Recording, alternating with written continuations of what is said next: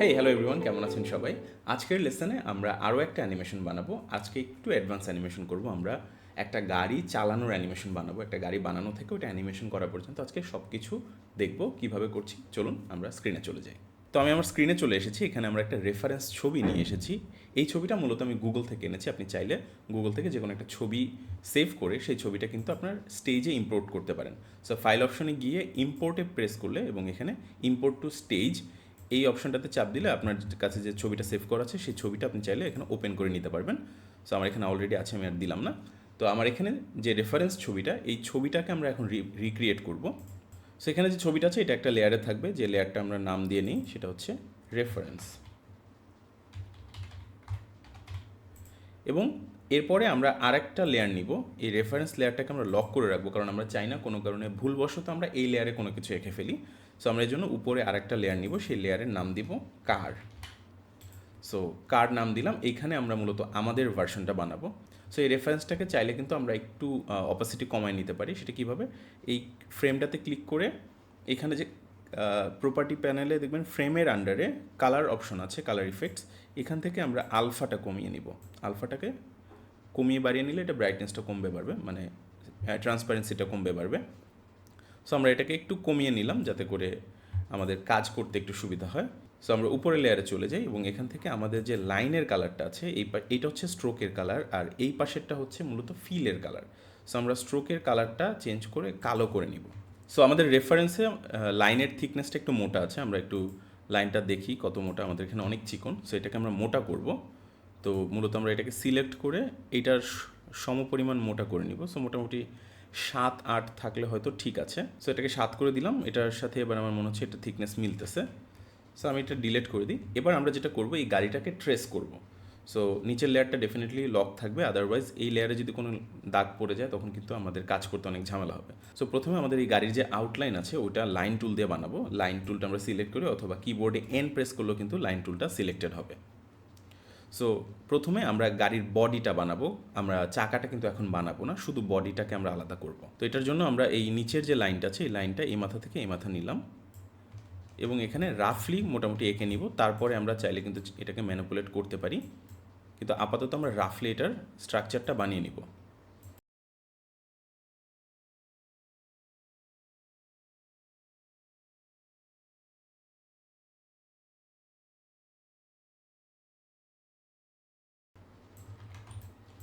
আচ্ছা, এইখানে আমরা এই লাইনটা পরে দিব, তার কারণ হচ্ছে এটা ম্যানিপুলেট করার সময় যদি এই লাইন, এখানে আরেকটা লাইন কানেক্টেড থাকে, সেটা কিন্তু কাজ করবে না। সো এটা এই জন্য আমরা এই অংশটা একটু পরে দেবো, এগুলো যখন ম্যানিপুলেট করে ফেলবো তারপরে। সো মোটামুটি আমাদের বাহিরের লেয়ারটা হয়ে গেছে। আমরা ভেতরের গ্লাস যে জানালাটা আছে গাড়ির, এই জানালাগুলো এখন বানিয়ে নিচ্ছি। আমি একদম রাফলি আঁকতেছি এবং খেয়াল করবেন যে যাতে এটা আলাদা দূরত্বে না থাকে, তাহলে কিন্তু আবার হবে না। সো দূরত্বে যাতে না থাকে এটা মিলিয়ে রাখতে হবে একসাথে।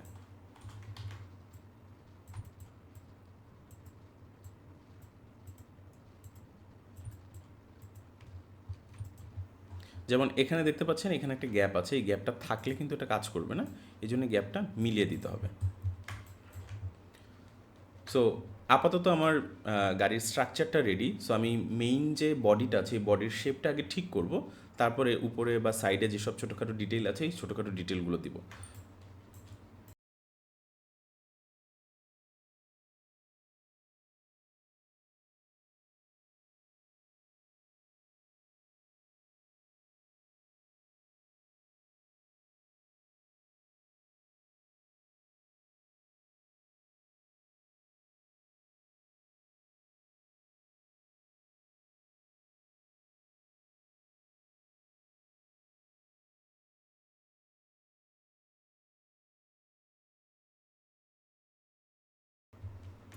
তো আমার গাড়ির আউটলাইনটা মোটামুটি রেডি হয়ে গেছে। এবার ভিতরে যে ডিটেলগুলো আছে এবং বাইরে কিছু ছোটোখাটো ডিটেল আছে এগুলো এখন আমরা বানাবো। সো লাইন টুলটা আবার সিলেক্ট করে নিলাম এবং এখানেও আমরা লাইন দিয়ে এই অংশগুলোকে বানিয়ে নিচ্ছি।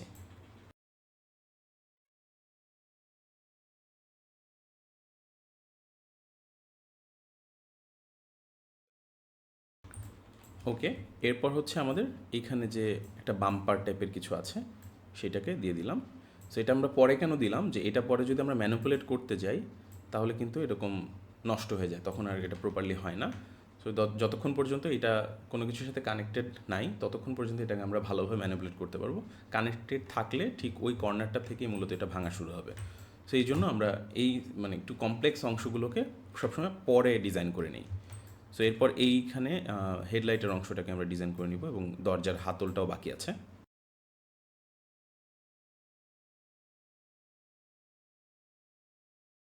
সো দরজার হাতলটা বানানোর জন্য আমরা আরেকটা টেকনিক ব্যবহার করব, সেটা হচ্ছে রেক্ট্যাঙ্গেল টুলটা ব্যবহার করব। সো রেক্ট্যাঙ্গেল টুলের এইখানে দেখবেন একটা অপশন আছে। আমরা রেক্ট্যাঙ্গেল নর্মালি নিলে কিন্তু এরকম একটা সোজা বক্সি একটা জিনিস আসে। সো যাতে বক্সি না আসে এই জন্য আমরা এখানে 5 দিয়ে দেখতে পারি। 5 দিলে এটা হচ্ছে একটু রাউন্ডিশ আসবে। আমরা 10 দিই এবার। সো এটার কর্নারটা মূলত রাউন্ড হয়ে যায়। এখানে 5, 10 এভাবে করে যদি বাড়িয়ে দেখেন তাহলে কর্নারটা রাউন্ডিশ হবে। সো আরও সিম্পলি হয়ে গেল, আমাদের এখানে আর অত নাড়াচাড়া করতে হলো না। সো এটা আরেকটা জিনিস হলো। সো আমাদের গাড়ির বডিটা রেডি হয়ে গেল। এবার আমরা এখানে কালার ফিল করব। কালার ফিল করে তারপর হচ্ছে আমরা চাকাটা বানাবো। তো আপাতত আমরা যে কাজটা করব সেটা হচ্ছে যে এখান থেকে কালারটা নেওয়ার জন্য রেফারেন্স আমরা যে আলফা করে রেখেছিলাম এই আলফাটা 100% আনবো। সো আমরা এখান থেকে কালার কিন্তু চাইলে আমাদের মন মতোও করতে পারি। সো আমি বেসিক কালারগুলো এখানে ফিল করি। সেখানে যে আইড্রপার টুলটা আছে এই আইড্রপার টুলটা দিয়ে আমরা মূলত কালার পিক করতে পারি, যে কোনো একটা অবজেক্ট থেকে কালার পিক করতে পারি। সেটা যেহেতু লক আছে এখান থেকে কালার পিক হবে না, তাই আমরা লকটা খুলে নিব এবং এখান থেকে কালারটা পিক করব, করে উপরের লেয়ারে চলে আসবো এবং এখানে কালারটা ফিল করে দিব। তারপর হচ্ছে এখানে সাদা, সো আমি বাইরের যে কোনো জায়গা থেকে নিতে পারি সাদা, এখানে কালার ফিল করে দিলাম। এখানে আছে গ্রে, এই গ্রেটা নিলাম এবং এখানে ফিল করে দিলাম। সেমভাবে এইখানেও গ্রে আছে, এটা দিয়ে দিলাম। সো এই জায়গাটা গ্লাসের অংশটা একটু ব্লুইশ, সো এটা ব্লু দিলাম, এখানেও ব্লু দিলাম, এই বাকিগুলো সবগুলোই ব্লু দিয়ে নিলাম। সো এবার আমার কারের বডি কিন্তু চাইলে আপনি লাল দিতে পারেন, নীল দিতে পারেন, সবুজ দিতে পারেন, আপনার ইচ্ছা। সো আমি অ্যাকুরেটলি এই লালটা ইউজ করব না। এখান থেকে আমি লালটাকে একটু ম্যানিপুলেট করে নিব, আমি স্যাচুরেশন থেকে একটু কমিয়ে নেব। আমি পার্সোনালি একটু হালকা কালার পছন্দ করি, একদম গাঢ় টকটকে লাল বা এরকম ক্যাটক্যাটে কালারগুলো আসলে আমার পছন্দ না। তাই আমি এটাকে একটু লাইট করে নিলাম এবং এখানে কালার ফিল করে দিলাম। সো আমার গাড়ির স্ট্রাকচার রেডি হয়ে গেল। এইখানে জায়গাটা ফাঁকা আছে, এই জায়গাটাও ফিল করে নিলাম। সো এবার আমরা যেটা করব, গাড়ির বডিটাকে সিলেক্ট করব, রেফারেন্সটা লক করে দিই এবং ইনভিজিবল করে দিই।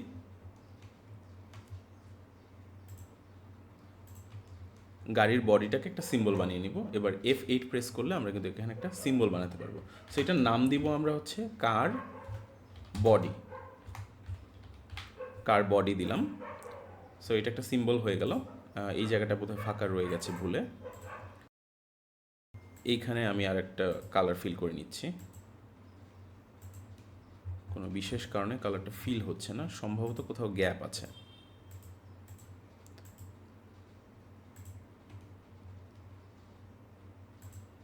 সো যদি আপনার কাছে ইনভিজিবল কোনো গ্যাপ থাকে, যে অনেক ক্ষুদ্র গ্যাপ আপনি হয়তো বুঝতে পারছেন না, সেই ক্ষেত্রে যেটা করতে পারেন, যদি লাইন হয় এটা লাইনটার থিকনেস কমাইলে বোঝা যাবে যে দেখেন এই কর্নারটাতে গ্যাপ আছে।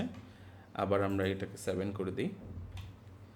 সো এখানে গ্যাপ আছে, এইটা একটা উপায়। অথবা আপনি যেটা করতে পারেন, এই পেইন্ট বাকেটের নিচে ফিল অপশন আছে, এই ফিল গ্যাপ অপশনে যদি আমি যাই, যে স্মল গ্যাপ দিয়ে দেখি যে হয়ে গেল। যদি স্মল গ্যাপে না হয় তাহলে মিডিয়াম গ্যাপে দিলে ওই গ্যাপটাকে ও ইগনোর করবে, ঠিক আছে। সো আপাতত সেটা আমরা করবো না, যেহেতু আমরা জানি যে এই লাইনে গ্যাপ আছে। সেই গ্যাপটা আমরা ফিল আপ করে দিই।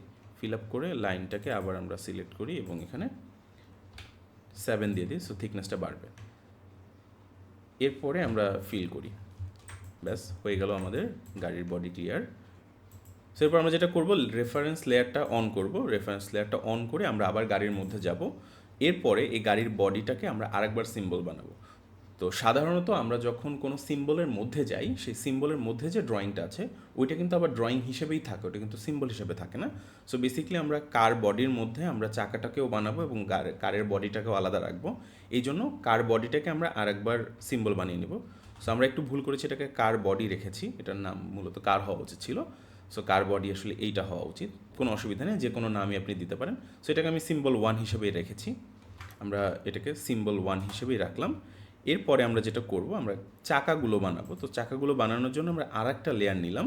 সো আমি এখানে নেমগুলো আসলে দিচ্ছি না, আপনারা যদি লেয়ার এলোমেলো হয়ে যাওয়ার সম্ভাবনা থাকে সেক্ষেত্রে আপনি কিন্তু নাম দিয়ে নিতে পারেন। যেমন এই লেয়ার 1-এর জায়গায় আপনি এখানে কার বডি লিখতে পারেন।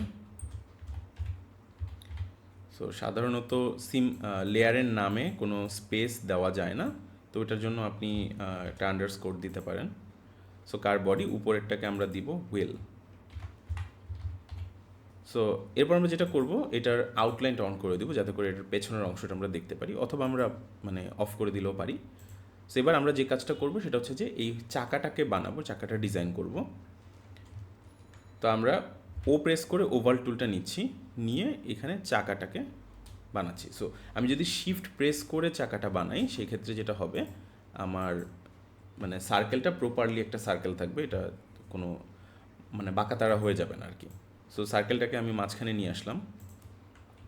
আমরা কিন্তু কিবোর্ডের যে আপ ডাউন রাইট লেফট যে বাটনগুলো আছে এগুলো দিয়েও চাইলে এটাকে চেঞ্জ করতে পারি। একটু মনে হচ্ছে আমার বড় হয়ে গেছে, সো আমি একটু ছোট করে নিই। হ্যাঁ, এবার মনে হয় পারফেক্ট আছে। সো এবার আমি যে কাজটা করব, এইটাকে কন্ট্রোল সি দিয়ে কপি করব, এই মানে সার্কেলটাকে কপি করে আবার কন্ট্রোল শিফট ভি দিয়ে পেস্ট করব। সো শিফট ভি কেন দিলাম, কন্ট্রোল শিফট ভি দিলে পেস্ট ইন প্লেস হবে, অর্থাৎ যে জায়গা থেকে আমি কপি করেছি ঠিক ওইখানে এটা পেস্ট হবে। সো দেখেন আমি যদি এখন এটাকে বড় করি, সো নিচেরটা রয়ে গেছে, উপরে আমি যেটা পেস্ট করছি সেটা বড় হচ্ছে। সো এটাতে যেটা হয়, প্রপারলি সার্কেলটা সমান্তরাল থাকে, কোথাও এলোমেলো হয়ে যায় না। ধরেন এটা যদি একটু ডানে চেপে যায় বা বামে চেপে যায় তখন কিন্তু সমস্যা হবে। সো এই জন্য আমরা পেস্ট ইন প্লেস করে তারপর এটাকে বড় করব। ওকে, সো আমার চাকার আউটলাইনটা হয়ে গেছে। এবার আমি যে কাজটা করব, চাকার ভেতরে যে অংশটা ওইটা বানাবো। সো আমি আরেকবার কন্ট্রোল শিফট ভি দিলে ওই জিনিসটা আবার পেস্ট হবে, এবং এটাকে ছোট করে মাঝখানে নিয়ে আসলাম। এইবার এই চারপাশের যে বোল্টগুলো আছে, অর্থাৎ কী বলে নাটগুলো আছে চাকার, এই নাটগুলোকে আমরা বানাবো। এটার জন্য যে কাজটা করব সেটা হচ্ছে যে এইটাকে কপি করবো, এই ছোটোটাকে কপি করে কন্ট্রোল সি দিব এবং কন্ট্রোল শিফট ভি দিব। ভি দিয়ে আমরা এটাকে ছোট করে মাঝখানে নিয়ে আসবো একদম ওই বোল্টার সাইজের, এবং এটাকে উপরে নিয়ে যাব।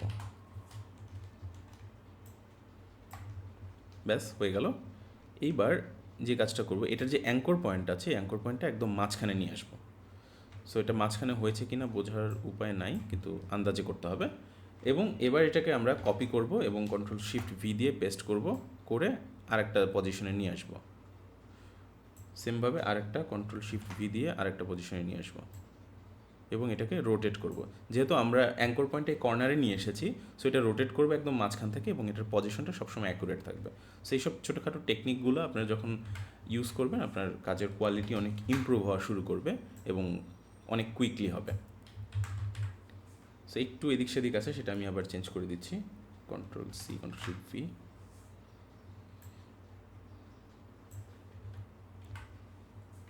ওকে, তো আমার চাকার আউটলাইন রেডি হয়ে গেল। এবার আমি এটার যে ফিল কালারগুলো আছে ফিল কালারগুলো এখানে দিই।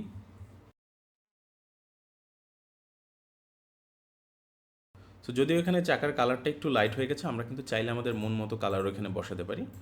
সো আমি একটু চেঞ্জ করে নিলাম, বিকজ আমরা বাহিরে আছি, কালারটা একটু চেঞ্জ হয়ে যাওয়ারই কথা।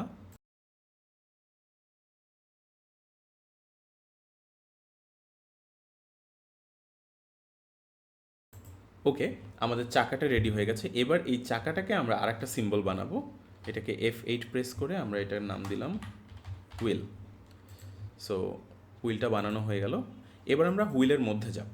হুইলের মধ্যে গিয়ে এইটাকে আরেকটা সিম্বল বানাবো, যে কোনো নাম হতে পারে, নাম নিয়ে টেনশনের কিছু নাই। সো এরপরে আমরা 5 ফ্রেম পর্যন্ত একটা F6 প্রেস করি এবং এই 5 ফ্রেমে এসে এটাকে একটু ঘুরিয়ে দিই, এবং মাঝখানে যে জায়গাটা আছে দেখেন এইখানে এই পজিশনে আছে, সো এটা এই পজিশনে আছে। সো মাঝখানের জায়গাটাতে আমরা হচ্ছে একটা ক্লাসিক টুইন অ্যাপ্লাই করব। সো এখন দেখতেছেন যে চাকাটা কিন্তু ঘুরছে। সো আমরা যদি লুপিং অপশনটা অন করে দিই তাহলে কি এটা দেখতে চাকা ঘোরার মতো লাগছে কি না সেটা আমরা দেখি। সো এখন দেখে মনে হচ্ছে চাকাটা ঘুরছে। সো আমরা 5 ফ্রেমের একটা লুপিং অ্যানিমেশন ব্যবহার করলাম এখানে, এবং যেহেতু আমরা এটাকে আরেকটা সিম্বল বানিয়ে ভিতরে 5 ফ্রেম অ্যানিমেশন দিয়েছি, তাই বাহিরে অবশ্যই 5 ফ্রেম থাকতে হবে, না হলে এই অ্যানিমেশনটা কিন্তু চলবে না।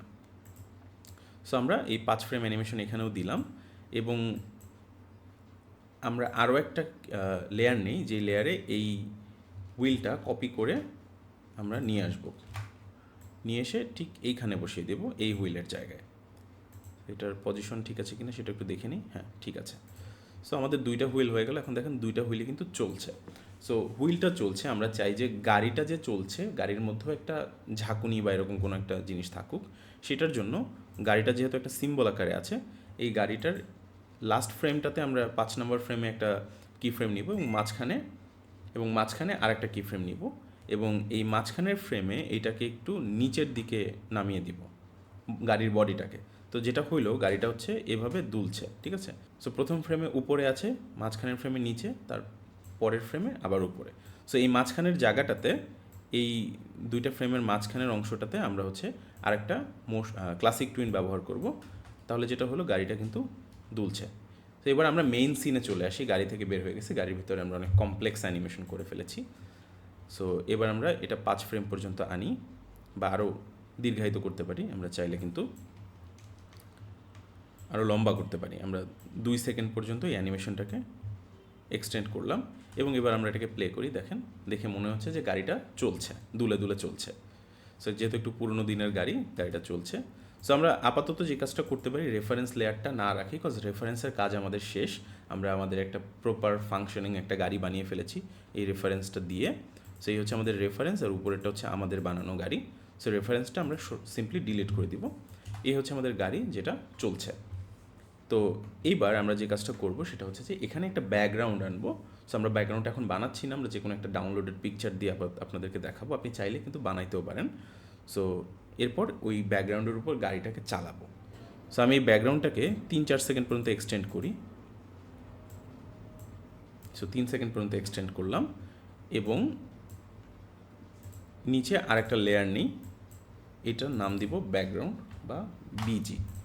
তো আমি একটা ব্যাকগ্রাউন্ড ডাউনলোড করে রেখেছি, সেই ব্যাকগ্রাউন্ডটা আমরা এখানে এখন ইম্পোর্ট করে নিব।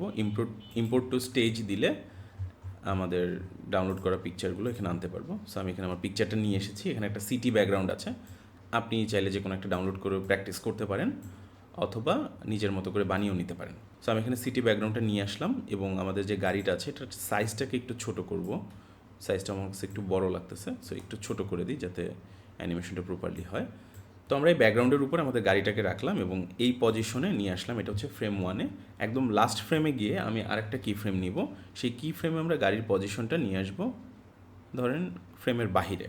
সো এই যে মাঝখানে যে কালো অংশটা আছে, যেখানে একটা আউটলাইন আছে, এই আউটলাইনটাই মূলত আমাদের ফ্রেম, যেটা এক্সপোর্ট হবে ফাইনালি। সো এটা দেখতে চাইলে আপনি কিন্তু এখানে যে ক্লিপ কন্টেন্ট আউটসাইড, এটা যদি দেন তাহলে বুঝতে পারবেন যে আপনি কোন অংশটুকু শুধু এক্সপোর্ট করতে পারবেন বা কোন অংশটির আপনার মেইন সিনটা থাকবে। সো এটাতে চাপ দিলে আপনি বাইরের অংশটা দেখতে পারবেন এবং এটা বন্ধ করে রাখলে শুধুমাত্র ভেতরের অংশটা দেখতে পারবেন। সো আমি গাড়িটা এখান থেকে চলা শুরু হবে এবং এইখানে 3 সেকেন্ডে এসে শেষ হবে। সো আমি এখানে ক্লিপ কন্টেন্টটা অন করে দিচ্ছি যাতে করে শুধুমাত্র আমি ফ্রেমে যে জিনিসটা দেখতে পারবো ওইটুকুই দেখা যায়। এরপরে এই মাঝখানের যে অংশটা আছে গাড়ির, এই যে ফ্রেম 1 থেকে লাস্ট ফ্রেম পর্যন্ত এই মাঝখানে যে ফাঁকা জায়গাটা আছে এইখানে আমি একটা ক্লাসিক টুইন অ্যাপ্লাই করে দিব যাতে করে গাড়িটা চলা শুরু করে। সো গাড়ি যেহেতু একটা নির্দিষ্ট গতিতে চলে, সো এটা এরকম থাকতে পারে, গাড়ি মেকানিক্যাল একটা অবজেক্ট। সো আমরা এখানে কোনো ইজ ইন ইজ আউট ব্যবহার করব না। সো আমরা আমাদের অ্যানিমেশনটা শুরু করি। দেখেন আমাদের গাড়িটা কিন্তু চলছে। সো এটা চাইলে আরেকটা কাজ করা যায় যে আমরা বাহিরে না দিই, ভেতরেই রাখি। তো স্লোলি আমাদের গাড়িটা এখন চলছে। আমরা কিন্তু চাইলে এই অ্যানিমেশনটাকে আরও বড় করতে পারবো। আমরা যদি F5 প্রেস করি এবং F5 প্রেস করে এটাকে এক্সটেন্ড করি, আমরা মোটামুটি 5 সেকেন্ড পর্যন্ত নিয়ে গেলাম। হ্যাঁ, সো 5 সেকেন্ড পর্যন্ত গাড়িটা মূলত চলবে। সো আমরা একটু স্লোলি অ্যানিমেশনটা করি। তো স্লোলি গাড়িটা চলতেছে, অথবা আপনি চাইলে গাড়িটাকে বাহিরে রাখতে পারেন প্রথম ফ্রেমে এবং লাস্ট ফ্রেমে গাড়িটাকে পাস করে দিতে পারেন।